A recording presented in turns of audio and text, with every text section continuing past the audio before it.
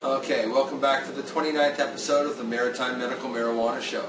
Today I'm going to be hitting Halifax in front of the courthouse on Lower Water Street for our Man on the Street episode. I can't wait. Should be a blast. Hope you'll be watching. Today's episode, like always, is brought to you by KarmaMMMS Society. At KarmaMMMS, we believe people who have conditions that may be treated through the use of cannabis should be able to do so without fear of discrimination, persecution, or fear of arrest. They take care of patients from Ottawa to Halifax, and by take care of, I mean they help people grow, prepare, consume, and manage their medical marijuana. Before we begin, a couple of shout-outs I wanted to shout out about. First of all, to MOM, Maritimers Unite for Medical Marijuana. Fantastic organization. Check us out. You might want to become involved and be part of the solution and not part of the problem. Everybody's got to tell somebody, okay? Whether it be your family or a friend member or somebody, you've got to be able to change somebody's mind. I also want to shout out to John Trammell for everything that he's been doing for getting us to where we are now, and even though he's been running the election and having to do that battle as well.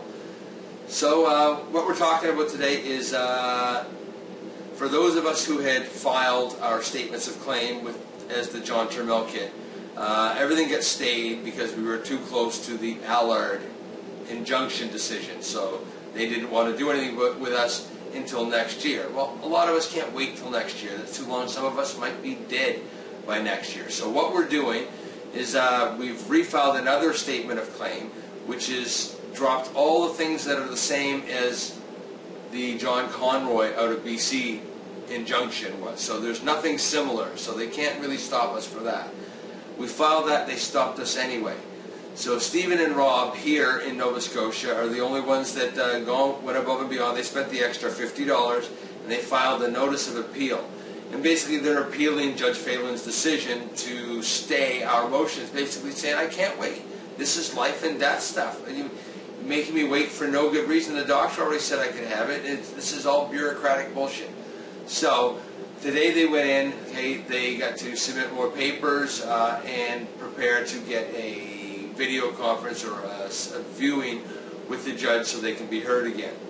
All their paperwork was submitted, and I'll tell you more here in the video as I show it to you. So here's the Man on the Street edition. Hope you enjoy it. It's all kinds of fun doing it. Bam. Alright, for anybody that doesn't know, okay, this is 1801 Lower Water Street here, from the waterfront here, and this is where the courthouse is on the 17th floor, right about up in there somewhere. Let's see here. Right up in there somewhere. I'm not going to count them all for you, figure it out. Okay, so get her back here. Here we are at the waterfront, and we're going to head up on. See you in a bit.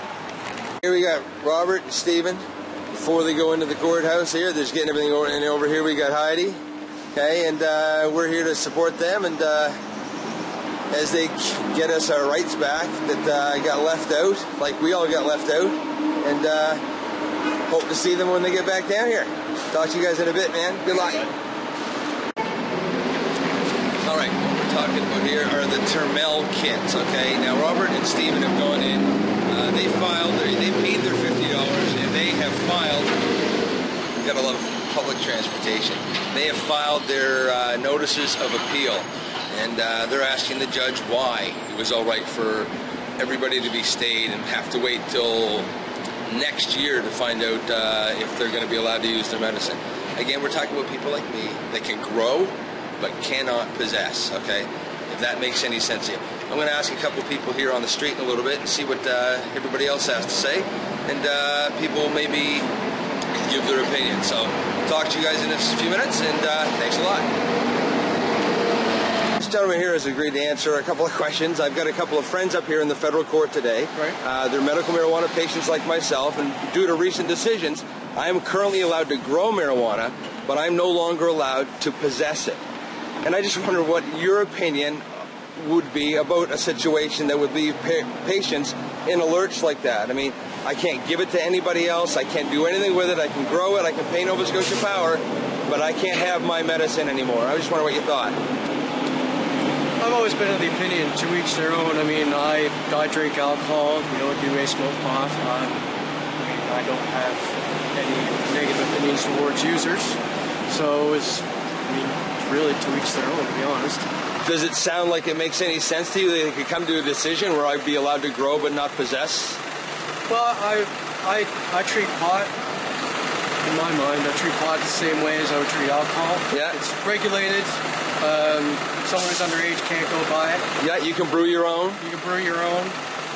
You're just not allowed to sell it. You're not allowed to sell it. You're not allowed to consume it in unregulated places. You can't walk down the street with an open bottle of beer. I think the same should apply to marijuana. Fair enough.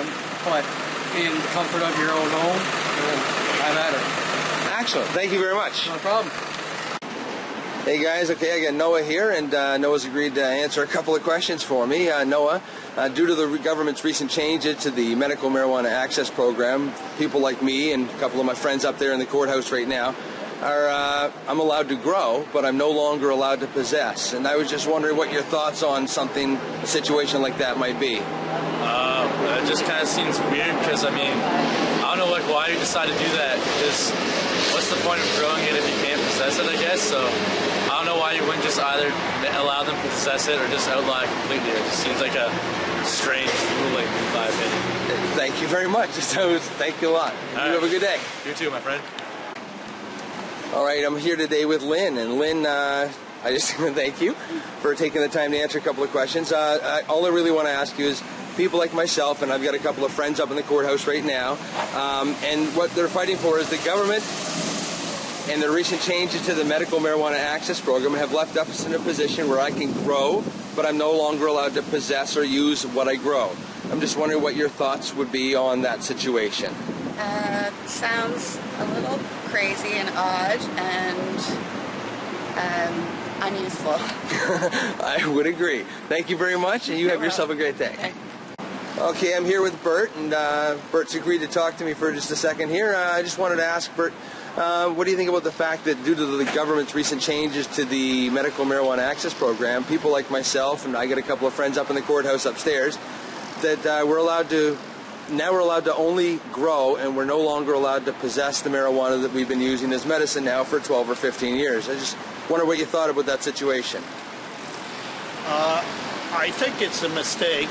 I can understand why the government wants to license certain growers and be able to focus on certain strains of cannabis that are perhaps high in CBDs and that. But yes, I think that people who need it for pain control, etc., should be allowed to grow their own up to certain limits. And if they're growing it, they should be able to have it too then? To certain amounts, yes. Yeah, absolutely. Cool, yeah. Thank you very much. Okay, today I've got with me who? Rob and Taylor. Kaylee. And they've given me a chance to ask them a couple of questions. And what it is with the recent changes to the government's Medical Marijuana Access Program, people like myself, and I got a couple of friends up in the federal court on the 17th floor there, they're fighting for the right because I've been left with the ability to grow, but no longer the ability to possess my medical marijuana. So I can grow it, I guess, mulch it, throw it over my yard, and then grow another crop. And I just wonder what your thoughts were on a situation like that. I think it's pretty ridiculous. I think you're growing it, you're already possessing it. It doesn't even make sense. And the reason to grow it is for the use of it, so I'm not allowed to give it to any. I can't even give the stuff away to another patient that can use it. I'm just supposed to grow it and not do anything else with it. I don't know what the big thing about not possessing it anyway. I think anyone should be able to possess it. It's great stuff. It's not like booze, which is legal, which will kill you and stuff like that. You know, like they should focus on getting rid of the bad stuff and letting good stuff like marijuana go. Thank you very much. What do you think? I'm just confused on how you can grow it and not possess it. What do they expect you to do? You're just going to pet the plant and it will make you feel better. Well, I'm assuming I grow it, mulch it, spread it over my front yard, and then grow another crop. I don't know how it is. And then, like, the area that is your front yard will soak it all in and make that area so much better for you? Oh, I have no idea. There's a step behind there in that thought process. Absolutely. By growing it, you have to possess it, and there needs to be a purpose for it. Perfect. Thank you guys very much. No problem. Have a great day. Okay, now we're headed back up to the Justice Department because they finished filling out their paperwork, so we'll go meet them up there, and I think we have to head back down to the courthouse after that again. So this is the running around that you have to do if you don't want to pay a lawyer. See you in a bit. Okay, and here we've got Debbie. And Debbie, I just want to ask you right quick what you think about the situation with the recent changes in the government's medical marijuana access program and all the garbage that's been going on with that. What do you think about people like myself and Stephen and Roy, Rob, that have been left in a position where they can grow, but they can no longer possess the marijuana that they've been using for 10, 12, 15 years now? Sounds like a big farce to me.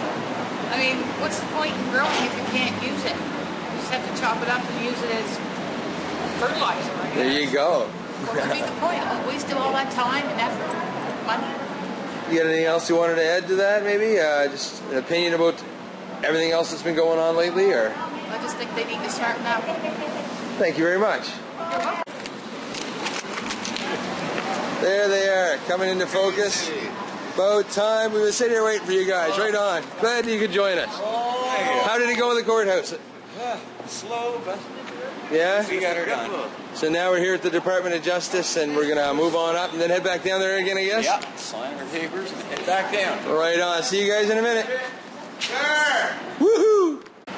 Okay, I just wanted to ask you, sir, what you thought of the fact that people like myself, due to the government's new changes to the medical marijuana access program, are allowed to grow but no longer allowed to possess and use the medicine that we've been using for 10, 12, 15 years. Makes about as much sense as anything else the government ever does. Absolutely, nice and short and sweet. That's as silly as it is. Yep. All right, thank you very much. You have a great day. You too. And your name is? My name's Rustam. Rustam? Yes. Cool, Rustam. Just wanted to ask you what you thought about the government's recent changes to the medical marijuana access program and how people like myself and my friends upstairs fighting in the court are allowed to grow, but we're no longer allowed to possess. Okay, if that makes any sense to you, what do you think? It really doesn't make much sense, but people should grow.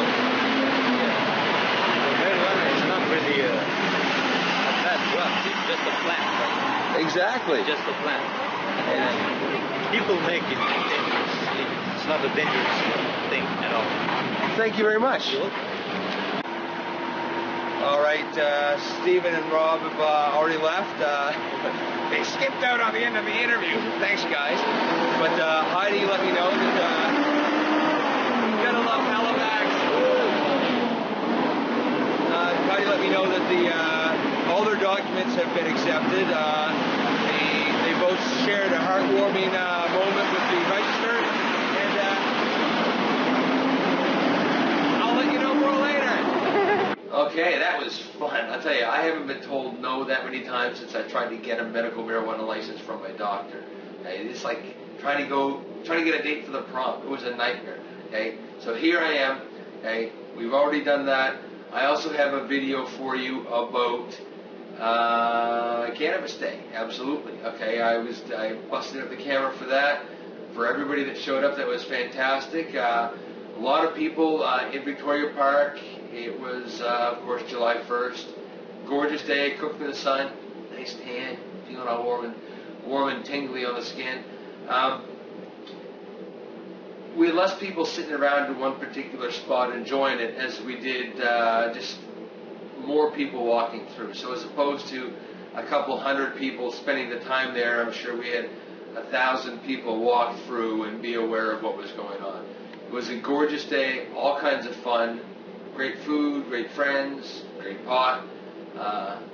Thanks to everybody that helped, and for everybody that missed it, hope to see you there next year. Next year's going to be even bigger and better. We got some fantastic plans coming, and if you want to become involved in the next one, let us know. Also wanted to talk about, actually before I do that, here's the video for Cannabis Day.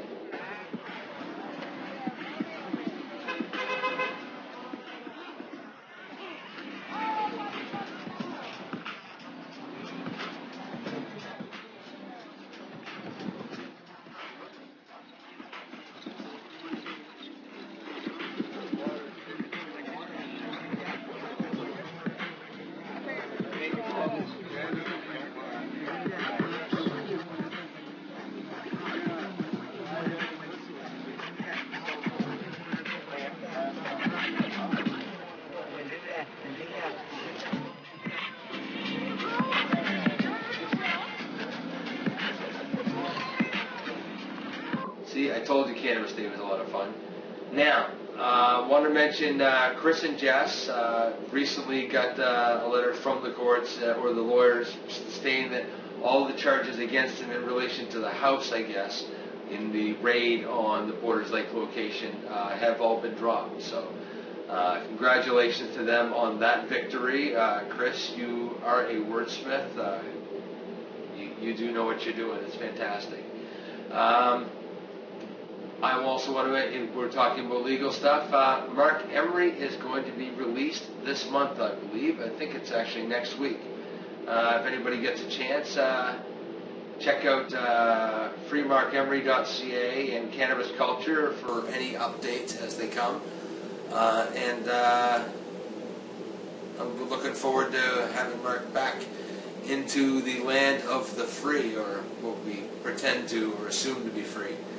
Anyway, without going all corny on you there, also want to mention that Mum's the Word is looking for articles and opinions. If you've got something that you want to get off your chest and you want it circulated to a bunch of people in the shops, all the shops get them in and get them printed. People, if you've got something to say, this is a chance to tell a lot of people about it. So it's a fantastic publication. Get involved. As for the next show, until I get some computer stuff fixed out, good English. As soon as I get some computer stuff taken care of, things will be back up and running a little better. But like I said before, I am still looking for a co-host. Somebody that'll stick around for more than a couple of episodes. That would be fantastic. It's not the deodorant. That's not why people are leaving me. They just got other things happening in their lives. So if you're interested, get a hold of me at karma-compassion@hotmail.com, or you can get a hold of me. Just leave messages here right on the YouTube channel or on the video. All right, thanks for watching the show. Hopefully I'll be doing another one here again soon, and have a great day. Peace, love, and hippie shit.